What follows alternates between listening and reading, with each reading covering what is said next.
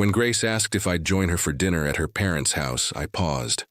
Not because I didn't want to meet them, but because I already knew who they were, the kind of people who host silent auctions in their living room and judge you before you've taken off your coat. She said they were particular. I knew what that meant. I'm Caleb Monroe. I fix things, not just cars, but anything with a motor, a heartbeat, or a stubborn bolt. I run a modest garage just outside of town. Nothing fancy, but it's mine. I've spent the better part of my adult life working with my hands, and I carry the marks to prove it. Grace told me to wear something clean, speak clearly, and please, please don't talk about engine oil. I promised I'd try. Dinner was set for 7 p.m. at her parents' estate on the north side. I left early, wore a clean button-down, pressed slacks, leather shoes I only bring out for weddings and funerals. I even cleaned out my truck. Grace had warned me they'd be watching. The sun was already low when I passed the first row of iron gates and sculpted hedges. That part of town always made me feel like I was trespassing. I glanced at the clock. I was on track to arrive 15 minutes early. That felt like a small victory. Then I saw it. A car pulled to the shoulder, hazards flashing. An older woman stood beside it, her coat too thin for the evening breeze, staring helplessly at the open hood. I slowed instinctively. The car was something special. A Jaguar XJ6 Series 3. Deep wine-colored, its chrome trim catching the last light of the day. A beauty, even sitting idle and sick on the side of the road. The kind of car you don't expect to see broken down, and certainly not driven by someone who looks like they should be sipping tea in a leather armchair somewhere, not stranded on a rural shoulder. I had a choice to make. Keep driving and make it on time, or pull over and probably ruin my chance to make a decent first impression. I pulled over. She was startled at first, then relieved. "I'm so sorry," she said. "It just stopped." Her voice was calm, precise. No panic, just quiet frustration. "I'm Dolores." "Caleb," I said, offering a hand. "Mind if I take a look?" She stepped aside with a nod. I popped the hood and leaned in. It didn't take long. Cracked hose, leaking coolant. Classic overheating issue. Fixable if you had the tools. I did. While I worked, she stood nearby, asking a few thoughtful questions. She wasn't chatty, but she listened. She thanked me more than once and even tried to offer money, which I declined. "I can't afford to be late," she said softly. But I didn't know what else to do. "Well," I replied, tightening the last clamp. "You're on your way now." She smiled. Not a big smile, but the kind that carries weight. "People don't stop anymore. Thank you for being the exception." I nodded and watched as she eased the Jaguar back onto the road and disappeared into the distance. Then, I looked down. Grease on my shirt, dirt on my hands. My sleeves rolled up. I checked the time. 7:14. I sighed, slid into my truck, and started driving. No time to fix it. No excuses that would make sense. Just me, grease and all, driving straight into judgment. The gates opened before I even reached them. Motion sensors, probably. The kind that don't care who you are as long as the car looks clean enough. Mine didn't. My old Dodge had seen better days. Scratched paint, a dented bumper, and that. Familiar exhaust hum no valet would ever mistake for a luxury vehicle. The driveway was a winding, white gravel path that split a manicured lawn the size of a soccer field. I passed a fleet of expensive machines, sleek German sedans, a Range Rover, and something low and angry looking that probably cost more than my garage. My truck crunched forward like it didn't belong. I parked at the far end, behind the line of status symbols. I sat for a second, catching my breath. Looked down at my hands, grease in the creases of my knuckles, dark smudges under my nails. The button-down I'd ironed was wrinkled now, stained near the stomach where coolant had splashed. My boots were scuffed with dust from the roadside. I got out anyway. Grace opened the front door before I even knocked. She must have been watching. Her eyes widened as soon as she saw me. "Oh my God, what happened?" she whispered, stepping out and quickly shutting the door behind her. "I stopped to help someone," I said quietly. Her car broke down. An older woman in a Jaguar. Beautiful machine, but the radiator hose was shot. She would have been stranded for hours. Grace looked torn. Half of her wanted to be proud of me. The other half was already panicking over what was happening behind that door. "My parents are already at the table," she said. "They've been asking where you are." "I figured," I said. I didn't think it would take so long, but I couldn't just drive past her, Grace. She nodded slowly, searching my face. "You're a good man, Caleb. I know that. Just try not to take anything they say too personally tonight. Okay?" That told me everything I needed to know. She pushed the door open again and motioned for me to follow. The foyer was a study in polished wealth. Marble floors, a chandelier that looked like it belonged in a ballroom, portraits on the walls, oil paintings, not photographs, and not a speck of dust in sight. At the end of the hall was the dining room, and seated around a long, dark wood table were Eleanor and Nathaniel Hale, Grace's parents. Eleanor was tall, poised, with silver blonde hair pulled into a twist so tight it looked like it hurt. Her pearl necklace was probably older than I was. Nathaniel was lean and stern, with a face that could make a judge flinch. His suit was dark and perfect, his drink untouched. They both looked up as I entered. The silence hit first. Then Eleanor's eyes moved, from my boots up my pants to the stains on my shirt. She didn't speak, just let her expression curl into something close to amusement. Nathaniel set his glass down. "So," he said, voice low, "you decided to join us after all." "I apologize for the delay," I said calmly. "I stopped to assist a woman who'd broken down on the roadside. Her car needed immediate attention." "Ah," he replied, playing the hero. Grace flinched. I didn't move. Eleanor offered a brittle smile. "That explains the presentation. No one offered me a seat, so I pulled one out myself." I glanced at Grace. She looked away. This was going to be a long dinner. The seat I'd chosen was near the end of the table, far from where Eleanor sat, and even farther from Nathaniel. Grace sat across from me, trying her best to smile, but her shoulders were tight, and her hands hadn't stopped fidgeting since. We walked in. Dinner was already plated. Something French, I think. Delicate portions on massive white china. I didn't recognize half of what was on mine, and I doubted I'd have much appetite anyway. "We were beginning to wonder if you'd changed your mind," Eleanor said, cutting her salmon into small, perfect bites.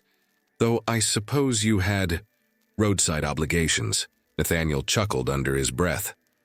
I took a sip of water, kept my voice even.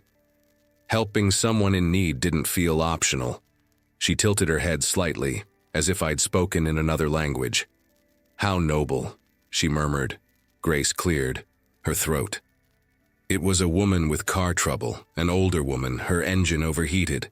"Oh," Eleanor replied, glancing at her husband. "A damsel in distress. How romantic." Nathaniel looked at me directly now, his eyes narrowing just enough to be felt. "And what is it you do again, Caleb?" "I run a garage," I said. "I own it, been at it 12 years now." "A mechanic," he said flatly. "A business owner," I corrected, my tone calm. Nathaniel nodded, the way someone might nod at a toddler describing finger painting. "Of course." There was a long pause. The only sounds were the quiet clink of silverware and the soft strains of classical music playing from somewhere overhead, something composed to calm the nerves. "It wasn't working. I imagine working with your hands must be satisfying," Eleanor said, still smiling. "Getting dirty, grease and all that." "It is," I said. "There's clarity in it. You fix what's broken, and when you're done, you know it works. That's more than I can say for most board meetings." That was a mistake. Nathaniel's fork froze midair. Grace let out a breath that might have been a laugh, or a warning. Hard to tell. Eleanor sipped her wine. "I suppose there's a kind of rustic charm in that." There it was again. That word, rustic. Not honest, not capable. Rustic. As in quaint, but beneath us. They were playing a game. I knew it. I wasn't supposed to win. I was just supposed to sit there and be reminded I didn't belong. At some point, the butler, or maybe it was a house staff member, came in to refill glasses. He hesitated when he saw me, probably wondering why the guy in stained clothes was at the table and not in the service entrance. No one spoke directly to me after that. They discussed real estate, private school donations, golf tournaments I hadn't heard of. Grace tried twice to loop me in, and both times her mother redirected the conversation so smoothly it felt surgical. I sat in silence, chewing slowly, feeling the heat rising in the back of my neck. I wasn't ashamed of who I was, not for a second, but there's something corrosive about being treated like you're less, especially when the people doing it think they're being polite about it. I caught Eleanor watching me once, her eyes fixed on the grease still faintly visible under my nails. She smiled, small and satisfied, like she'd found what she was looking for. And that's when I realized this wasn't just a bad dinner. It was a test, and they expected me to fail it. Quietly, the second course arrived with ceremony, as if the act of placing food on the table required a ritual. Roast duck with something fig-based on the side. It smelled incredible, but I could barely taste it. Nathaniel picked up the conversation again, now shifting to politics. Eleanor chimed in with commentary that sounded rehearsed, sound bites, not opinions. Grace remained mostly quiet, only nodding here and there, stabbing at her food more than eating it. Every few minutes I caught her looking at me, not with pity, not even with guilt, just worry. The kind that sinks into the skin and stays there. You said your business is just outside town? Eleanor asked, folding her napkin delicately. Do you get much clientele from this side of the tracks? She said it without irony. This side of the tracks. I met her eyes. Sometimes, usually folks who don't want to pay dealership. Prices for work that takes twice as long. Nathaniel didn't laugh, but I saw the corner of his mouth twitch, just a fraction, either irritation or restraint. Grace reached for her glass and said gently, Caleb's built his garage from the ground up. It's not just a shop. He runs everything. Scheduling, parts sourcing, even custom restorations. Eleanor gave her daughter a side glance. That's lovely, dear.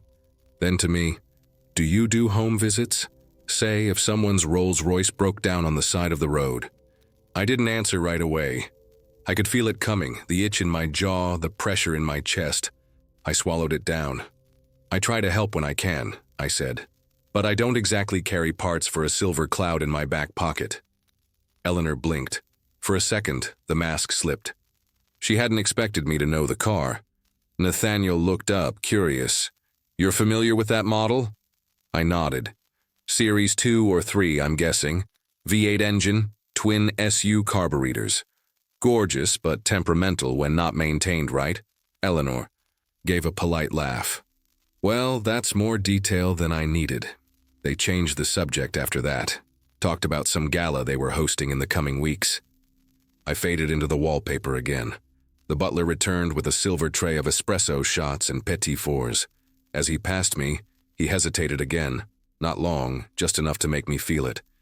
He placed the tray, then disappeared without a word. Nathaniel stirred his espresso slowly, his pinky raised like a reflex. Tell me something, Caleb.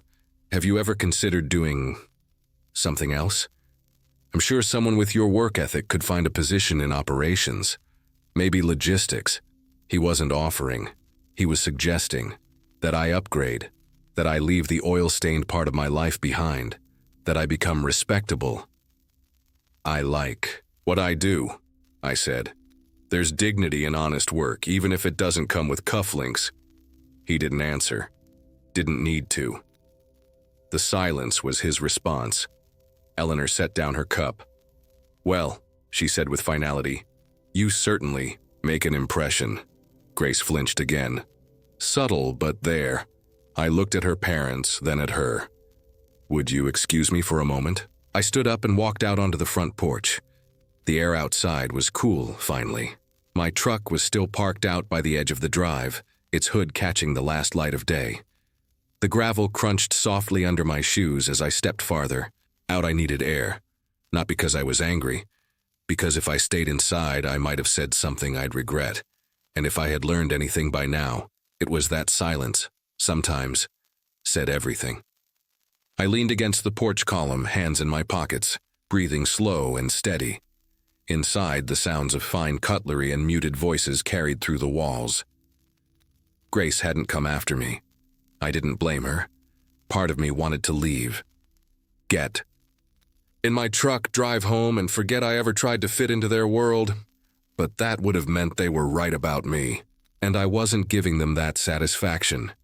Then, through the stillness, I heard it. Tires on gravel. Headlights swung across the lawn, sweeping over trimmed hedges and flower beds too perfect to be real.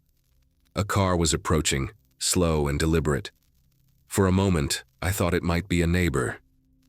Then I recognized the shape. The long, elegant frame of a Jaguar XJ6, deep wine red, gliding over the driveway like it had been summoned. My eyes narrowed. It pulled in behind my truck and came to a silent stop. The driver's door opened first. A man in a black jacket and cap stepped out. A chauffeur. He moved around to the passenger side with practiced ease and opened the rear door. And out stepped Dolores. Same sharp eyes. Same grace in the way she moved. Her coat was buttoned to the top, a silk scarf tied around her neck. She didn't look lost anymore. She looked composed, directed. I straightened as she stepped forward, the porch lights catching faint silver strands in her hair. She saw me and her expression softened. "Mr. Monroe," she said warmly. "Good evening, Dolores." I blinked. What are you doing here?" Before she could answer, another car door opened. Not from the Jaguar, but from a sleek black town car that had stopped behind it. This time, the woman who emerged moved slower, with a cane in one hand and authority in her posture. She wore a long gray coat, pearls at her collar, and an expression like she owned every inch of ground she stepped on. Grace's grandmother, Margaret Hale. I'd never met her, but I recognized her immediately. Her face was in a portrait back in the foyer, younger, sterner, still unmistakable. Dolores turned slightly and offered her an arm, which Margaret accepted. They walked together toward the porch. I stepped back instinctively, unsure whether to greet her or give her space. But what struck me wasn't the fact that she was here. It was that she said nothing, just looked past me, through the open front door, into the house. And that's when I heard it, Eleanor's voice, crisp and careless. "I just don't understand what Grace sees in him. He's decent, I'm sure, but decent doesn't carry a family name. And showing up late, dirty. What does that tell you?" Nathaniel responded in a low murmur, his tone flat. "It tells me we've failed in teaching our daughter how to choose wisely." I froze. My jaw clenched before I could stop it. I turned slightly, just enough to see Margaret, now standing beside Dolores at the edge of the porch, her head tilted, ever so slightly toward the voices coming from inside. She had heard everything. Her face was unreadable, not angry, not shocked, just focused, like a judge reading a final statement before delivering a verdict. She looked at me, then at Dolores. Something unspoken passed between them. Then slowly she started up the steps, and I knew something was about to change. The double doors to the dining room were still open. From where we stood on the porch, every word echoed out clearly, as if the house itself wanted the truth to be heard. Margaret didn't rush. She stepped over the threshold slowly, her cane ticking softly against the marble floor. Dolores followed beside her, hands clasped in front, calm and alert. I stayed a few paces behind, unsure whether I should speak or vanish. Eleanor was mid-sentence when she noticed the movement. And frankly, if Grace insists on dragging him into our lives, then he should at least... She stopped. Eyes widened. Forks froze. Nathaniel stood, up so fast his chair scraped loudly across the tile. "Mother," he said, voice suddenly too high, too rehearsed. "We weren't expecting you tonight." Margaret looked at him like he was a student caught cheating on a quiz. "Clearly," she said. Eleanor stood too but said nothing. Her hand hovered near her wine glass, unsure whether to lift it or let it go. Margaret's eyes drifted across the room. pausing on Grace, then returning to Nathaniel and Eleanor. The silence that followed was suffocating. "I was in town for the opera," Margaret said evenly. "Dolores was kind enough to accompany me. On our way back, her car suffered a breakdown. Fortunately, she was assisted by someone with skill, patience, and, imagine that, decency." Eleanor blinked. Her voice was tight. "You mean Dolores's car?" "Yes," Margaret said. "The Jaguar." Nathaniel tried to salvage the moment. "Well, I'm sure she was very grateful." "I was," Dolores said. Her tone was calm, but she didn't smile. "He stayed with me until the engine was cool enough to drive. Didn't ask for anything. Just made sure I was safe. Most people don't stop for strangers anymore." Grace's eyes widened slightly. As she looked at me, then at Dolores. She hadn't known either. Margaret took one step closer to the table. "I happened to mention the dinner, and Dolores asked if we might stop by to thank the young man personally. I agreed." Her gaze hardened. "What I did not expect," she continued, "was to arrive and overhear my own children degrading a man who displayed more integrity this evening than either of you have demonstrated in years." Eleanor's mouth opened, but nothing came out. Margaret raised a hand.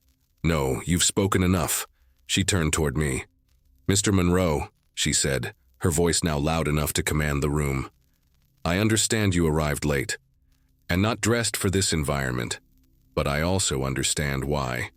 And I must say, if I had known sooner, I would have sent the butler to open the door for you myself." That one landed like a hammer. Grace covered her mouth, whether to stifle.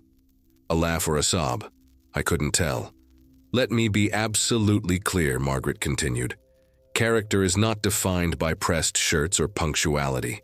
It's defined by action, by what you do when no one's watching, or when doing the right thing costs you something." She turned back to Eleanor and Nathaniel. "And the two of you have forgotten that." They stood in stunned silence, smaller now, as if the ceiling had lowered just above their heads. Margaret gestured to me. "Would you care to join us for dessert, Mr. Monroe?" I nodded, unable to speak. As we moved toward the dining room, I passed. "Grace." She reached out and touched my hand, gently, quickly, and her smile was full of something I hadn't seen all night. Pride. Margaret Hale moved with quiet authority, each step of her cane more powerful than any raised voice. As she made her way back to the table, she paused beside the chair at the head, and then gently pulled out the one directly to her right. "Your towel." "You, Mr. Monroe," she said. No one else had moved. I looked to Grace. Her eyes were wide, but she gave a small, barely there nod. I sat. Margaret took her place beside me, folding her hands over the cane that now rested across her lap like a gavel, waiting to fall again. Dolores remained near the corner, hands still folded, watching the room like a court officer who'd already read the verdict. Eleanor hadn't sat back down. She was frozen, one hand still on the back of her chair, her face a mask cracked by disbelief. Nathaniel for once had no words. He simply lowered himself into his seat like a man sinking into quicksand. The butler appeared at the threshold, uncertain. Margaret glanced at him and gave a single nod. "Dessert, please." He vanished without a word. The silence was different now. It wasn't judgment, it was aftermath. Like the moment after lightning, when the world tries to remember how to breathe. Grace sat quietly across from me, eyes moving between her grandmother and her parents. You could see the conflict in her, years of expectations colliding with the quiet satisfaction of seeing the man she loved finally treated with the respect he deserved. Eleanor tried to recover. "Well," she said, forcing a brittle smile, "isn't this quite the surprise? Mother, had we known you were joining?" "You would have pretended better," Margaret interrupted, still facing forward. "Let's not pretend otherwise." Eleanor went pale. Dolores finally stepped forward. "Your young man," she said, to Margaret, motioning toward me. "Not only got his hands dirty for me, he gave me his time. Patched up the hose with what he had in the back of his truck, then waited until he was sure I was safe before leaving. Never asked for anything." Margaret gave a soft, approving hum. "Sounds like your grandfather," she said. He once spent 2 hours fixing a stranger's flat tire in the pouring rain. Missed a board meeting. Didn't care. Then she turned to me. "Caleb, may I call you that?" I nodded. "Of course, ma'am." Her smile was almost imperceptible. Just a flicker of something warm beneath all that steel. "I'd like to extend an invitation.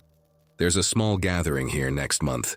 Veterans, local leaders, a few old friends. People who still understand the value of showing up and getting their hands dirty.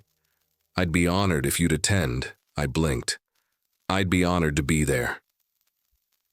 At that moment, the butler returned with a silver tray of espresso and dessert. Plates. He moved differently now. More precise, careful. When he placed my plate, his eyes met mine, and he gave the smallest of respectful nods. No one spoke for a while after that. We all just ate. I don't remember what the dessert was. Something with chocolate and orange. But it tasted like redemption. Eleanor tried once more to reclaim the room, complimenting the chef in a too bright voice.